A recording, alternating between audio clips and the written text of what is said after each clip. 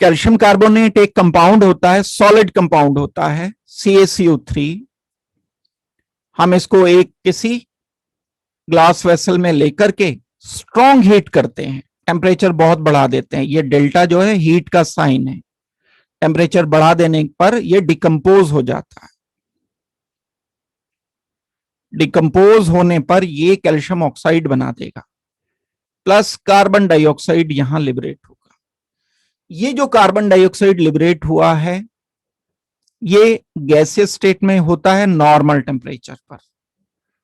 Calcium oxide solid होता है normal temperature पर, ये सॉलिड होता है नॉर्मल टेम्परेचर। लास्ट क्लास में जो मैंने इक्वेशन आपको कराई थी ये वाली मैं लिख ही देता हूं, nitrogen plus 3 hydrogen giving you 2NH3। यहां पर सब गैसियस स्टेट में थे। ये गैसियस स्टेट में था, ये गैसियस स्टेट में था, ये गैसियस स्टेट में था। तो हम यहां पर भी वॉल्यूम निकाल सकते हैं, बिल्कुल एसटीपी पर वॉल्यूम निकाल सकते हैं, लेकिन सिर्फ कार्बन डाइऑक्साइड का, सॉलिड का नहीं बता पाएंगे। इस सॉलिड का नहीं बता पाएंगे। या कोई लिक्विड होता तो उसके वॉल्यूम की बात नहीं की जा सकती थी। तो जो स्टिक्योमेट्रिक इक्वेशन थी इसमें बाकी सब तो जू का तू रहेगा, लेकिन बस एक बात ध्यान रखनी है कि जब वॉल्यूम कैलकुलेट करने की बात आएगी एसटीपी पर तो किसी गैस के वॉल्यूम की हम बात करेंगे।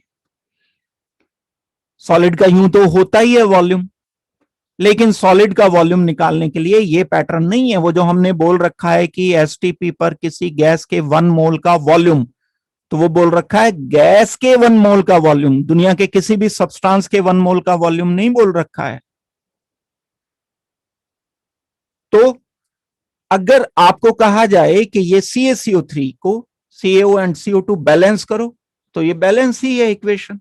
3 ऑक्सीजन आ रहे हैं, 1 कार्बन 1 कैल्शियम है, 3 ऑक्सीजन 1 कार्बन 1 कैल्शियम। इसका 1 मोल है। अगर मैं स्टिक्योमेट्रिक रिलेशन निकालता हूं तो 1 मोल, ये 1 मोल है, ये भी 1 मोल है। इसका कैल्शियम कार्बोनेट का मोलर मास मैं निकाल सकता हूं 100 ग्राम जब डिकम्पोज होता है। 1000 लिख दिया मैंने, गलत। 100 ग्राम कैल्शियम होता है 40, कार्बन होता है 12, ऑक्सीजन 16 मल्टीप्लाइड बाई 3। अब जब मैं इसको डिकम्पोज करता हूं, डिकम्पोज करने पर CaO बन जाता है। ये कैल्शियम 40 है, ऑक्सीजन है 16, तो हमारा ये हो जाएगा 56 ग्राम कैल्शियम ऑक्साइड बन जाएगा and 44 gram carbon dioxide produce होगा। 1 मोल 1 मोल 1 मोल, 1 molecule 1 molecule 1 molecule. Again volume का कोई रिलेशन नहीं, लेकिन मैं बोल सकता हूं कि 1 मोल जब मैं यूज करता हूं एसटीपी पर तो डिकम्पोज करने पर 1 मोल तो इसका बनता है, लेकिन वॉल्यूम की बात अगर एसटीपी पर हो रही है तो पुराने पैटर्न पर मैं 22.4 लीटर लिख सकता हूं। अगर इसका 1 मोल डिकम्पोज किया कंप्लीटली, पार्शियल डिकम्पोजिशन नहीं किया। देखो जो प्रैक्टिकली रिएक्शन होते हैं वो बिल्कुल एब्सोल्यूट नहीं होते। दुनिया में कोई भी चीज एफिशिएंसी 100% नहीं आती है ना किसी की। 100 नंबर का पेपर है तो 100 नंबर तो सबके नहीं आते। तो एफिशिएंसी होती है किसी भी चीज की, इलेक्ट्रिसिटी की भी होती है एफिशिएंसी, जो आउटपुट होती है उसमें कुछ परसेंटेज। तो केमिकल रिएक्शन भी ऐसा नहीं है कि अगर ये 1 मोल गिवन है आपको, 100 ग्राम गिवन है तो 100 का 100 ही एब्सोल्यूट। लेकिन हम यहां इस इक्वेशन में ये मान करके चल रहे हैं, ये बिल्कुल आइडियल कंडीशन है। कई बार आपको ऐसे भी दिया जा सकता है कि ये रिएक्शन 85% एफिशिएंट था, मींस 1 मोल जो दिया, 1 मोल का ये जो कन्वर्जन हुआ 100% नहीं हुआ, 22.4 लीटर नहीं बना। इस 1 मोल का डिकम्पोजिशन 85% हुआ। तो 1 मोल मींस 100 ग्राम की जगह आप 85 ग्राम कैल्शियम कार्बोनेट से बताओगे कि कितनी कार्बन डाइऑक्साइड प्रोड्यूस हुई है। इसको कहते हैं हम कि यील्ड कितनी आई है। यील्ड आने का मतलब क्या है? एक तो 100% यील्ड है, जितनी केमिकल रिएक्शन हमें डेटा दे रहा है उतना ही प्रैक्टिकली बन जाए, ये तो बिल्कुल आइडियल कंडीशन है। लेकिन प्रैक्टिकली क्या होता है कि जितना केमिकल रिएक्शन हमें बता रहा है कि 44 ग्राम कार्बन डाइऑक्साइड बनना चाहिए, जब हम 100 ग्राम कैल्शियम कार्बोनेट को हीट करते हैं प्रैक्टिकली, लेकिन ये मान लो बनता है 22 ग्राम, तो हम बोलेंगे कि ये यील्ड तो कम हो गई। कितनी कम हो गई? 44 ग्राम बनना चाहिए था 100 ग्राम से, 22 ग्राम बन रहा है, तो इसका मतलब है 50% यील्ड रह गई है। तो एक वर्ड होता है जो यील्ड बोला जाता है, यानी प्रोडक्ट का कितना परसेंटेज बना है, जितना एक्चुअल बनना चाहिए था केमिकल रिएक्शन में और कितना बना है, इन दोनों बातों में फर्क है। तो इस केमिकल रिएक्शन को जो सामने लिखा है कई बार परसेंट यील्ड से भी रिलेट करके दिया जा सकता है।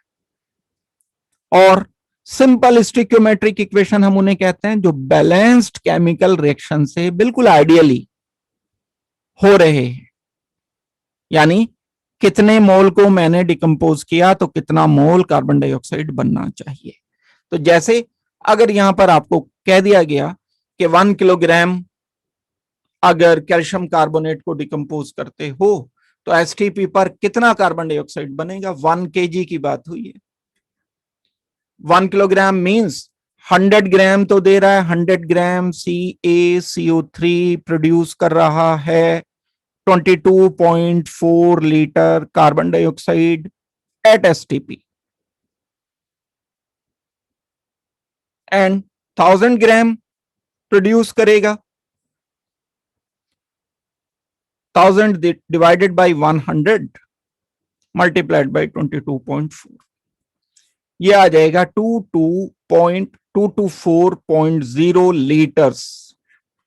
सीधी सी बात है, 10 मोल्स हो गए 1000 ग्राम में, 1 किलोग्राम अगर दे दिया आपको, तो ये वैसे ही स्टोइकियोमेट्रिक कैलकुलेशन हमें करनी होगी जिस तरह से हम इसको अभी तक करते आ रहे थे। बस केमिकल इक्वेशन का यहां पर रोल आ गया। इसी इक्वेशन में हमें लिमिटिंग रिएजेंट इंट्रोड्यूस करना है। बस इसको थोड़ा सा और पक्का करके मैं कुछ एक रिएक्शंस कराकर आपको बस ये बताऊंगा कि लिमिटिंग रिएजेंट क्या होता है, वहां से इंपॉर्टेंट बात शुरू हो जाती है। और लिमिटिंग रिएजेंट हम किस तरह से कैलकुलेट करते हैं, लिमिटिंग रिएजेंट किस तरह से डिसाइड करते हैं। एक केमिकल रिएक्शन मैं दे रहा हूं दोबारा से आपको, H2 लिया प्लस N2 लिया हमने, ये मेन +1 में सबसे ज्यादा पूछा जाने वाला ये केमिकल रिएक्शन है, इसलिए बार बार इसी पर मैं आपको प्रॉब्लम करा रहा हूं। और भी आते हैं, ऐसा नहीं है, लेकिन ये सबसे ज्यादा आता है अमोनिया वाला। अगर मैं क्वेश्चन देता हूं आपको, फाइंड नंबर ऑफ एटम्स, ध्यान देना क्वेश्चन को, produced in product when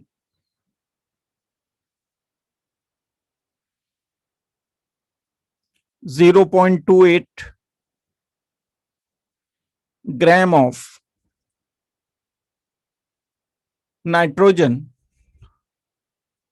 is reacted completely बोल दिया मतलब 100% यील्ड है, with excess of हाइड्रोजन। ये आप मुझे सॉल्व करके बताओ। Find number of atoms produced in product when 28 gram of nitrogen is reacted completely with excess of hydrogen.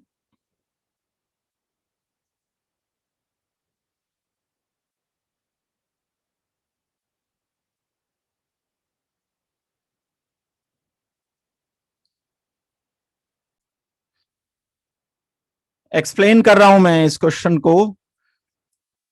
हम अगर 28 ग्राम नाइट्रोजन लेते हैं, बैलेंस केमिकल इक्वेशन लिखी है ये सामने, 28 ग्राम नाइट्रोजन लेने पर 2 मोल्स अमोनिया के बनते हैं।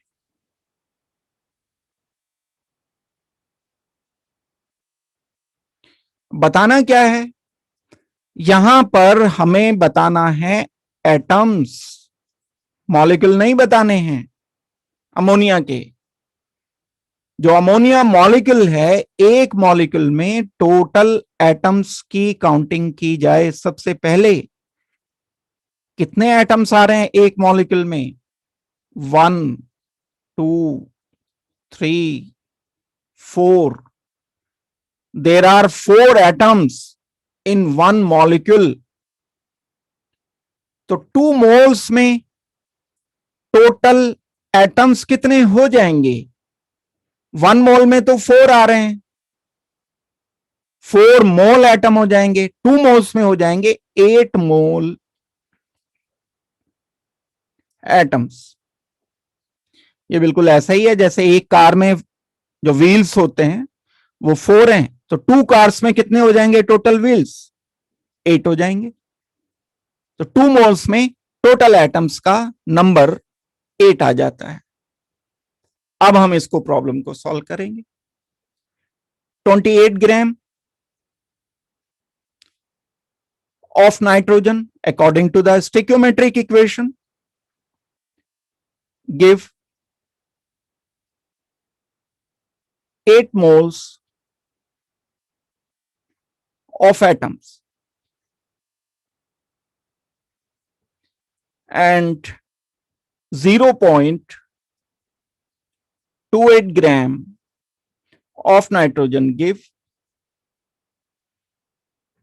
कितने मोल एटम के मिलने चाहिए?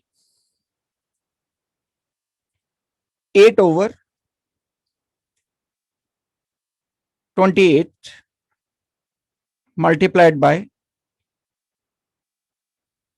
0.28। इससे मैं हटा के 100 लिख देता हूं, कैंसिल कर दो। कितना आ गया? 0.08 मोल्स।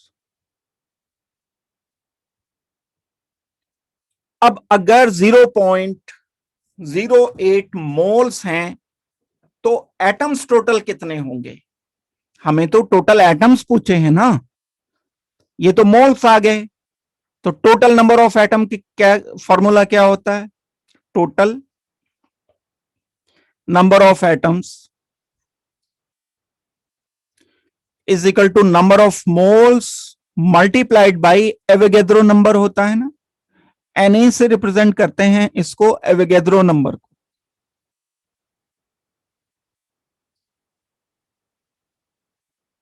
तो ये आ जाएगा हमारा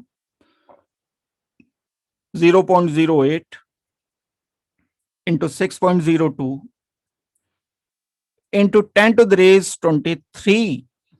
ये जो भी कैलकुलेट करके आएगा ये हमारा फाइनल आंसर होगा। ठीक हो गई बात? ये समझ लग गई है सबको?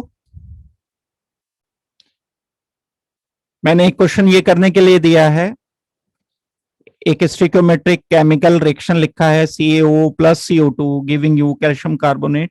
What volume of carbon dioxide at STP is needed to produce 0.1 milligram of calcium carbonate?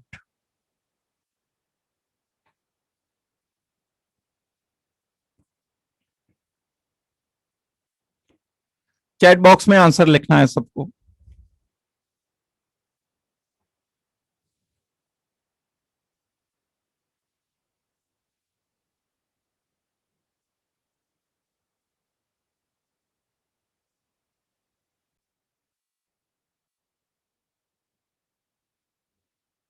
देखो सॉल्व कर रहा हूं मैं ये, हमें ये बताना है कि कितना कार्बन डाइऑक्साइड यूज होगा। अगर हम बैलेंस्ड केमिकल इक्वेशन देखते हैं तब 22.4 लीटर कार्बन डाइऑक्साइड से बन रहा है 100 grams.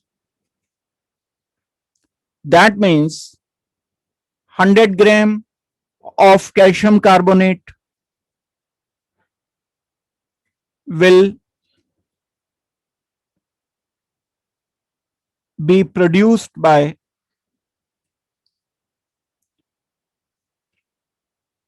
22.4 liter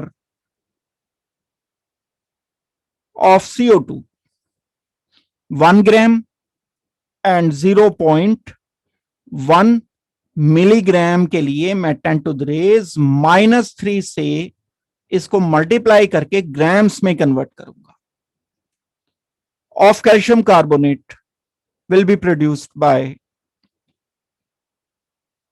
22.4 divided by 100 multiplied by 0.1 into 10 to the raise -3, तो ये हो जाएगा 1 2 3 22.4 into 10 to the raise -6 litre.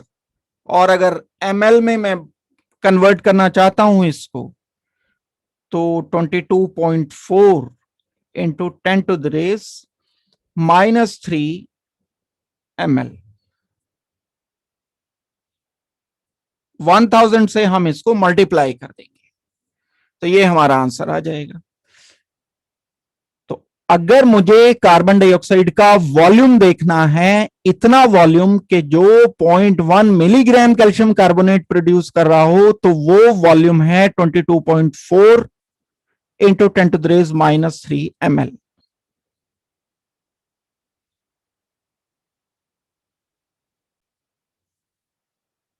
एक क्वेश्चन लिखना है कि बैलेंस केमिकल इक्वेशन मैं दे रहा हूं आपको, CH4 है,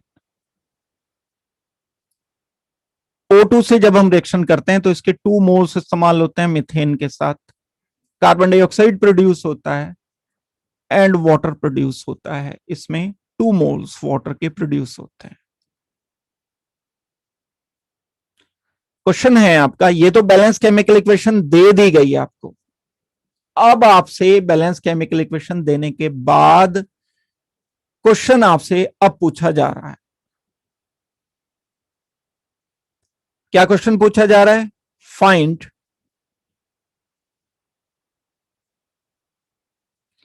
volume of carbon dioxide formed at STP when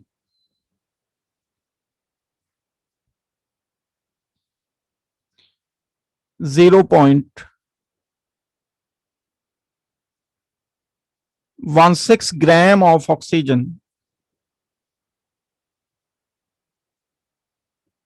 is completely reacted with,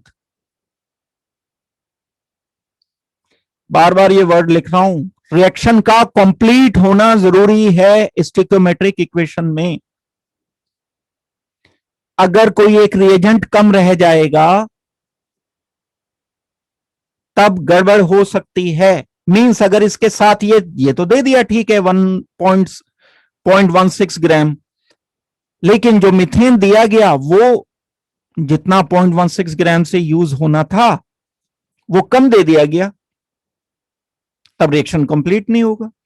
तो अब दे दिया ना हमें कि 0.16 gram of O2 is completely reacted. इसका मतलब क्या हुआ? इसका मतलब जितना मीथेन चाहिए था उतना मौजूद है, completely reacted with methane.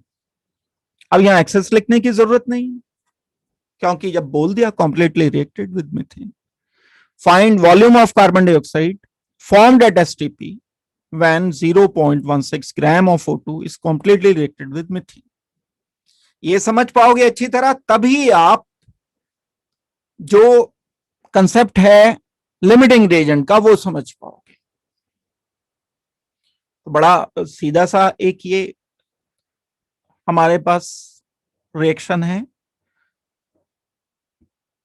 O2 64 ग्राम है, 32 तो मोलर मास है इसका। इसके 2 मोल्स रिएक्शन कराने हैं, मीन 64 ग्राम O2 से 22.4 लीटर बनेगा एसटीपी पर। Means 64 grams of O2 will give 22.4 liter at STP, and 0.16 gram of O2 will give 22.4 divided by 64 multiplied by 16/10, 100। 4 कर दिया मैंने, एंड ये आ जाएगा 0.224 डिवाइडेड बाई 4 लीटर्स। इतना वॉल्यूम बनना चाहिए कार्बन डाइऑक्साइड का। इतना वॉल्यूम अगर आप लिख दोगे तो फिर ये करेक्ट आ जाएगा। तो एवरेज एटॉमिक मास के लिए भी हम कुछ इसी तरह से करते हैं। इशू क्या आता है, हम जैसे अभी तक करते आ रहे हैं, ऑक्सीजन का एटॉमिक मास हमने ले लिया, जो भी एटॉमिक मास हम ले रहे हैं 16 ले रहे हैं या कोई और भी ले रहे हैं एटम का मास, लेकिन सचमुच में ये ऑक्सीजन अकेला एग्जिस्ट नहीं करता, ये मिक्सचर में एग्जिस्ट करता है। प्रैक्टिकली कोई भी एलिमेंट के आइसोटोप्स एग्जिस्ट करते हैं नेचर में। जैसे कार्बन है, कार्बन के 3 आइसोटोप्स नेचर में एग्जिस्ट करते हैं। आपने छोटी क्लास में जो पढ़ा हुआ है वो बता रहा हूं। हाइड्रोजन के बारे में आपने पढ़ा होगा, हाइड्रोजन के 3 आइसोटोप्स एग्जिस्ट करते हैं। प्रोटियम होता है, ड्यूटेरियम होता है, ट्राइटियम होता है। इनका अपना अलग अलग परसेंटेज होता है जो एग्जिस्ट करता है। तो हम हाइड्रोजन को अगर लिखते हैं तो ऐसे लिखते हैं H1N1, एटॉमिक मास 1 है, एटॉमिक नंबर तो 1 हो गई। ड्यूटेरियम का एटॉमिक नंबर तो 1 ही होगा, मास 2 हो जाता है। ट्राइटियम का मास 3 हो जाता है। अब इसका मिक्सचर है। अब अगर ये बिल्कुल बराबर बराबर मिक्सचर हो तो ठीक है, बड़ा आसान है फिर तो।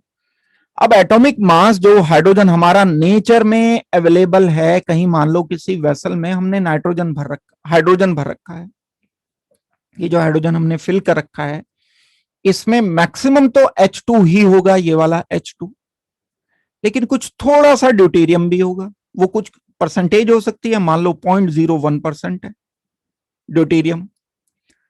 बहुत थोड़ा सा टाइट्रियम भी होगा, T2, जैसे H2, D2 and T2, ट्राइट्रियम, single bond ट्राइट्रियम।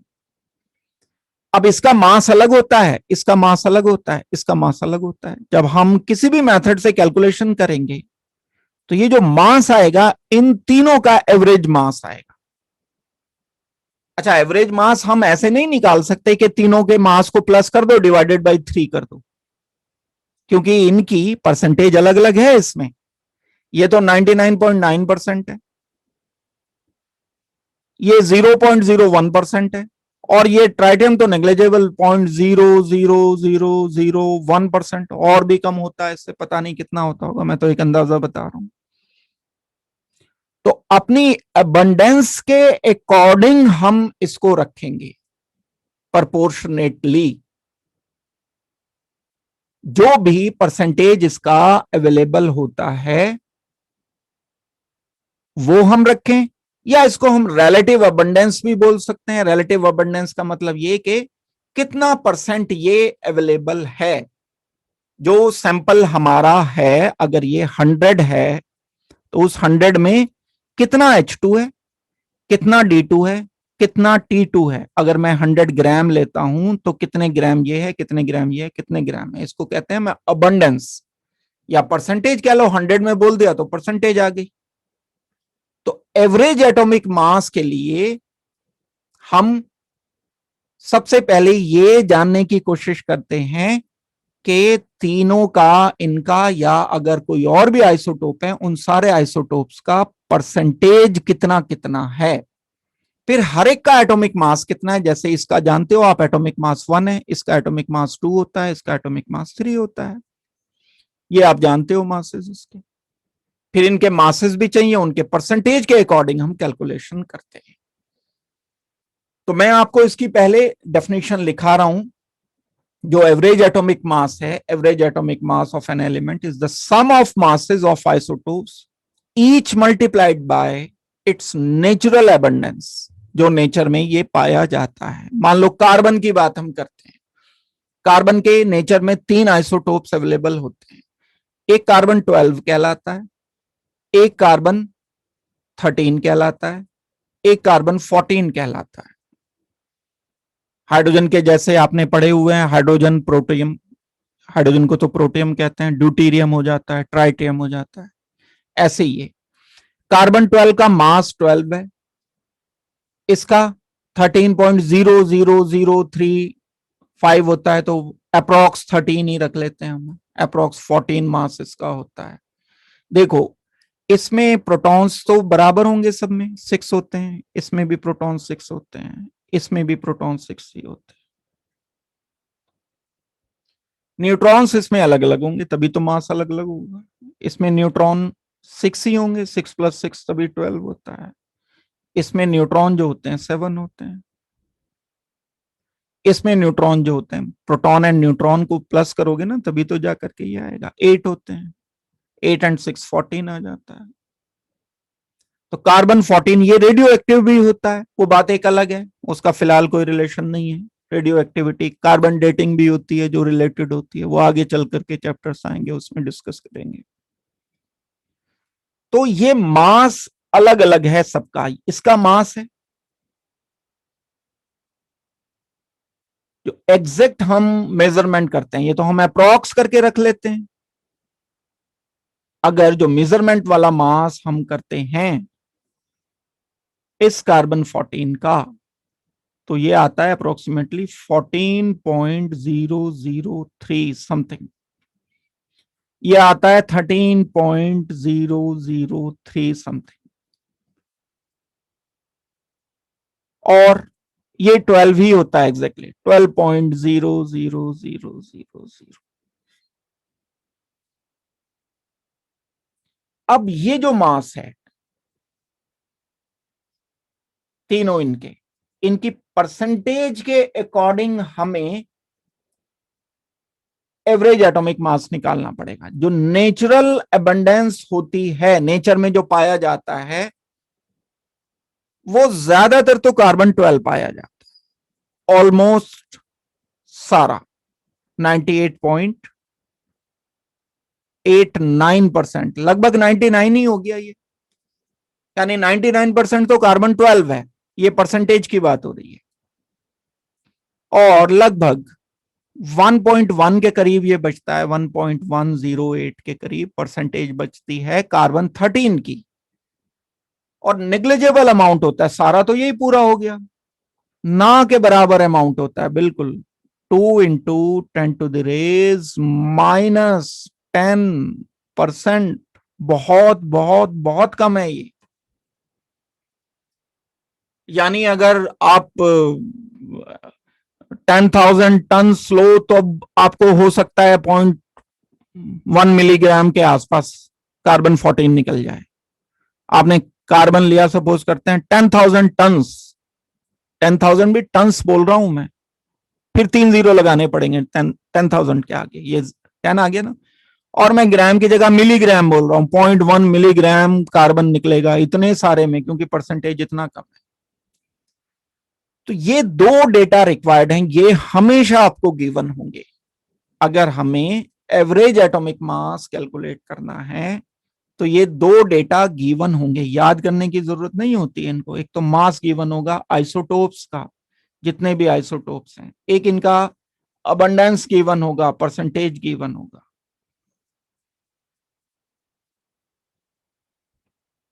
हम क्या करते हैं, किस तरह से कैलकुलेट करते हैं, एवरेज एटॉमिक मास को कैलकुलेट करने के लिए।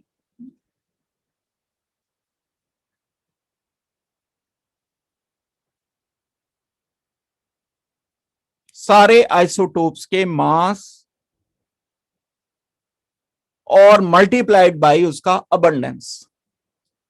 जैसे मैं कार्बन 12 लेता हूं, कार्बन 12 का मास हो गया 12, मल्टीप्लाइड बाय इसकी अबंडेंस 98.89, 1 में मैं करूंगा तो 1000 से डिवाइड करूंगा, 100 से, सॉरी, 0.9889 ये आ जाएगा, प्लस 13, ये वाले की बात हो रही है। कार्बन 13 के लिए मुझे इसका एटॉमिक मास एग्जैक्ट जो दिया होगा वो, ये तो एक हम रफ लिख लेते हैं राउंड ऑफ करके, जो दिया होगा वो 0, 0 and 3 multiplied by abundance 1.108 divided by 100 plus carbon 14 कितना मास है, अबंडेंस कितनी है, उनको प्लस किया जाएगा, 14.003, ये वाले मास की बात हो रही है। डिवाइड कर दिया इसको, मल्टीप्लाई कर दिया इसको किससे, 2 इंटू 10⁻⁻10 डिवाइडेड बाई 100। ये जो भी कैलकुलेशन करके आएगी ये एवरेज एटॉमिक मास होगा। तो आपको जो क्वेश्चन मिलता है, एक से ज्यादा अगर कोई, किसी का अगर आइसोटोप बन ही नहीं रहा है, बहुत सारे होते हैं ऐसे एटम जिनका आइसोटोप होता ही नहीं कोई, तो किसी का अगर आइसोटोप नहीं है तो उसमें तो एटॉमिक मास मतलब एटॉमिक मास, फिर एवरेज की जरूरत नहीं है हमें। लेकिन अगर कोई एटम बहुत सारे आइसोटोप्स की प्रेजेंस में एग्जिस्ट करता है, ज्यादातर एटम्स करते हैं जो कि, तब हम जो प्रैक्टिकली यूज करते हैं मास, वो एवरेज एटॉमिक मास यूज करते हैं। और वो एवरेज एटॉमिक मास जो भी आता है वो उनकी अबंडेंस के अकॉर्डिंग कैलकुलेट किया जाता है। किस चीज का सम होता है एवरेज एटॉमिक मास, आइसोटोप के मास का, और हर मास को हम उसकी नेचुरल अबंडेंस से मल्टीप्लाई करके फिर हम समेशन करते हैं। तो ये जो वैल्यू आती है कार्बन 12 के लिए, जब हम इसे कैलकुलेट करेंगे पूरी वैल्यू जो ये आएगी, ये आ जाती है 12.011। अंडरस्टूड है। 1 मोल के लिए रखोगे तो ग्राम में, और अगर एक एटम के लिए रखोगे तो यू में।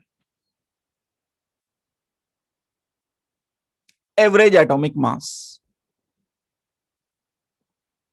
अब अगर मैं आपको कोई इसी पर बेस्ड क्वेश्चन या न्यूमेरिकल करने के लिए देता हूं तो आपको ये न्यूमेरिकल करना चाहिए।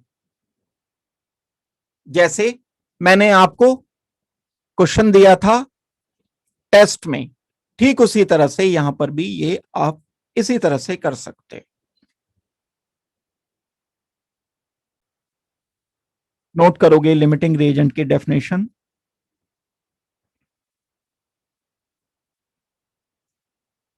Limiting reagent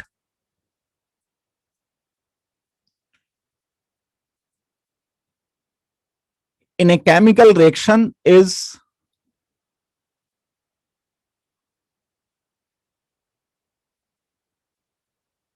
a substance that is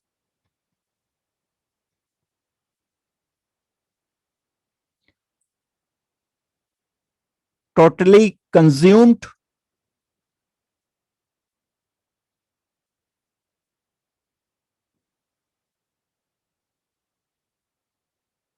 in chemical reaction.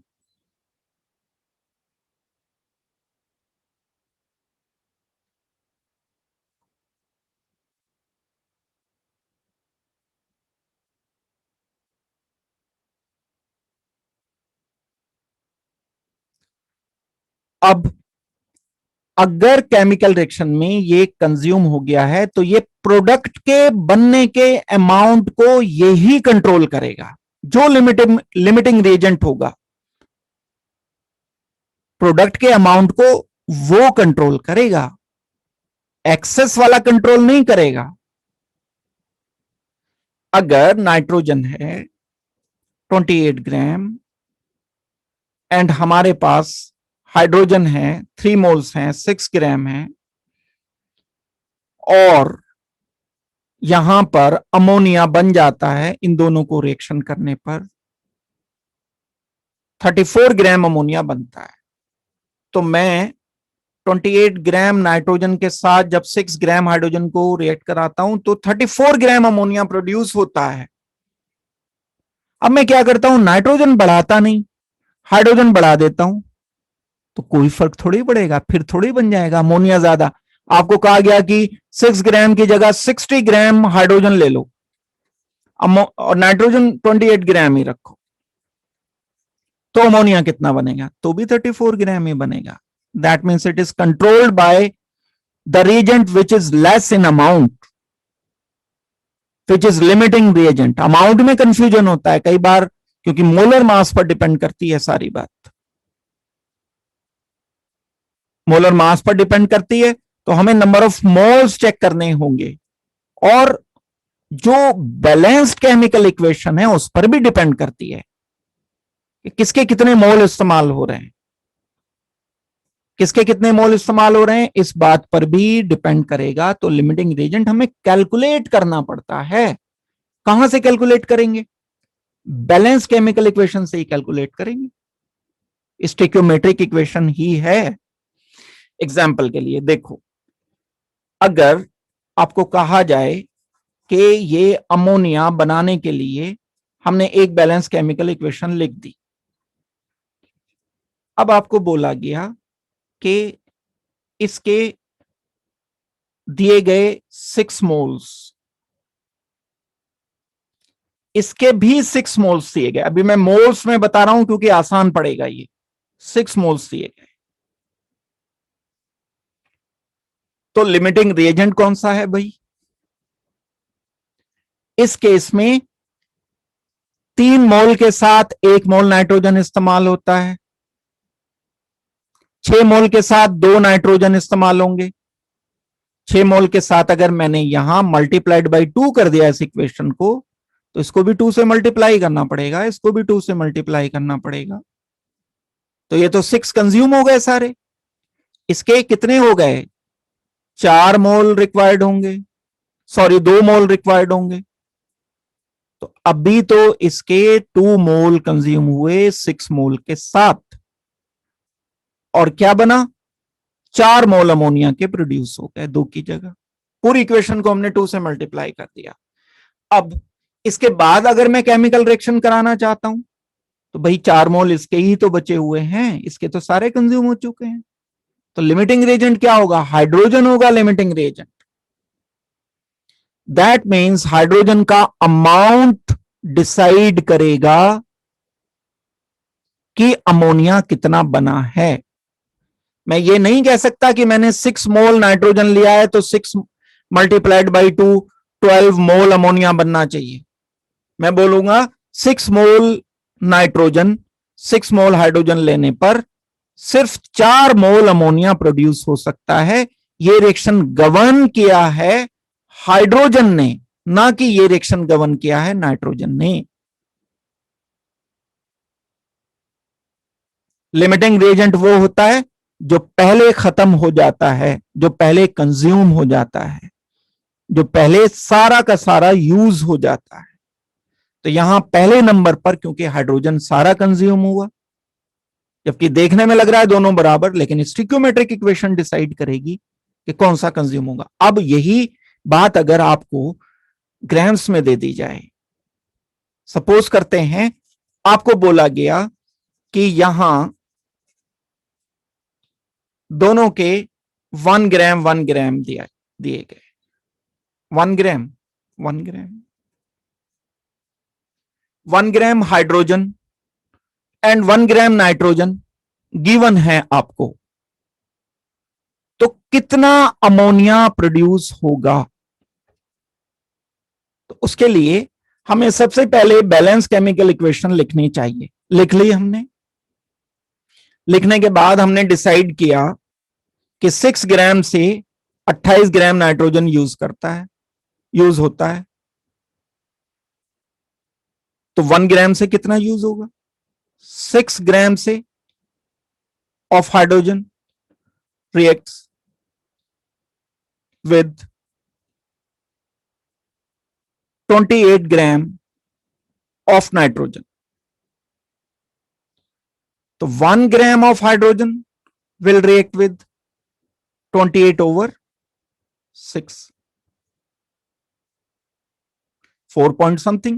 Nitrogen कितना चाहिए हमें? नाइट्रोजन चाहिए मुझे 1 ग्राम के साथ रिएक्शन कराने के लिए 4 point something। 1 ग्राम हाइड्रोजन के साथ 4 ग्राम से ज्यादा नाइट्रोजन चाहिए था। नाइट्रोजन तो 1 ग्राम गिवन है, लेकिन तो रिएक्शन को कौन गवर्न करेगा? जो पहले खत्म हो जाएगा। कौन खत्म होगा पहले? Nitrogen. That means nitrogen is limiting reagent. अब अगर ये लिमिटिंग रिएजेंट है तो दोनों का 1 ग्राम अगर गिवन है तो मैं सॉल्व करूंगा amount of ammonia bye limiting reagent, not bye non limiting reagent. तो अब मैं क्या करूंगा, क्योंकि 28 gram nitrogen will produce 34 grams of ammonia under stoichiometric conditions, and 1 gram nitrogen will produce 34 by 28। यानी अमोनिया का जो प्रोडक्शन होगा वो 34 by 28 होगा। मैं अकॉर्डिंग टू नाइट्रोजन डिसाइड करूंगा, क्योंकि नाइट्रोजन लिमिटिंग रिएजेंट है। हाइड्रोजन के हिसाब से मैं नहीं चलूंगा, क्योंकि हाइड्रोजन तो बचा रह जाएगा, हाइड्रोजन तो कंज्यूम ही नहीं हो पाएगा। आपसे ये क्वेश्चन भी पूछा जा सकता है कि कितना हाइड्रोजन कंज्यूम होगा, क्योंकि ये लिमिटिंग रिएजेंट है। आप बता सकते हो 28 ग्राम से, क्योंकि 6 ग्राम यूज होता है। 1 ग्राम से कितना होगा? 6 over 28। 6 over 28 gram hydrogen will be consumed in this reaction. That means hydrogen बचा रह जाएगा। ये एप्लीकेशन है, और ये बहुत बहुत ज्यादा क्वेश्चन आने वाले हैं। जहां पर बच्चे अटकते हैं ये वो वाला एरिया है, मतलब यहां कंफ्यूज हो जाते हैं। और कंफ्यूज इसलिए होते हैं क्योंकि बिल्कुल सिस्टम से नहीं पढ़ा होता है। ऐसी अगर कोई प्रॉब्लम दी है तो आपको सबसे पहले ये डिसाइड कर लेना है कि लिमिटिंग रिएजेंट क्या है।